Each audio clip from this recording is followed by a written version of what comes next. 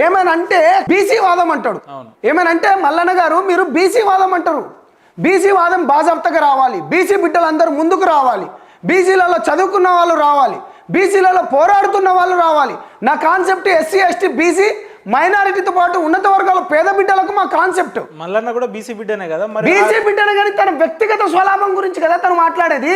ప్రజల గురించి ఎక్కడ ఏం చేసిండు, ఎక్కడ చేసిండు? ఒక బంజారా బిడ్డగా అడుగుతున్నా నేను, ఇవాళ మీ సిగ్నేచర్ స్టూడియోగా అడుగుతున్నా, ఈ రాష్ట్రంలో 50 లక్షల మంది ఉన్న జనాభాగా నేను అడుగుతున్నా, ఒక లంబాడి బిడ్డగా. నువ్వు మొన్న పాదయాత్ర చేస్తే నా సేవాలాల్ మహారాజ్ది బొమ్మ పెట్టుకోకుండా నువ్వు తిరుగుతావా? నా సేవాలాల్ మహారాజ్ది కొత్తగూడెం నుంచి ఎక్కడి నుంచి వస్తా అంటే నేను చెక్ చేసుకున్నా. నీకు ఇవాళ ఎమ్మెల్సీగా నువ్వు పోటీ చేస్తే నువ్వు అంటావు అందరినీ, రెడ్డి సోదరులు అందరినీ నువ్వు తిడుతున్నావు కదా. నేను ఒక గిరిజన బిడ్డగా నేను నిన్ను అడుగుతున్నా మల్లన్న, నా సేవాలాల్ మహారాజ్ది ఫోటో నువ్వు ఎప్పుడు పెట్టుకున్నావు? నీ స్టేజ్ల పైన ఎక్కడ పోయినప్పుడు ఏడున్నది? నీ స్వార్థం గురించే మాట్లాడుకున్నావు, రైట్? బాజాప్తగా చెప్పు. నువ్వు రెడ్డి సామాజిక వర్గాన్ని మొత్తం ఎందుకు తిడుతున్నావు? నువ్వు రెడ్డిలలో నువ్వు ఎవరెవరైతే నిన్ను మోసం చేసిండో వాళ్ళని తిట్టు.